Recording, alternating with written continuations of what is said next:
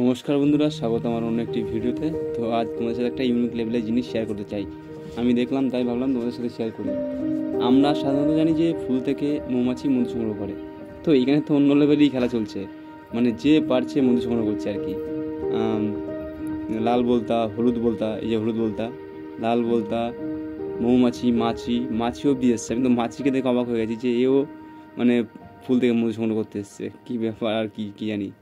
মার্কেটে খুব কম্পিটিশান চলছে, ওর জন্য এমন হচ্ছে। তো দেখাচ্ছি, মাছি অনেক আছে কিন্তু ফোনের ক্যামেরায় আসছে না সেরকম একটা।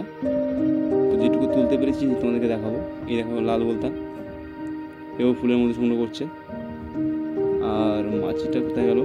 মাছিটা এখানে আছে আশেপাশে, দেখি, দাঁড়াও দেখছি কোথায় আছে।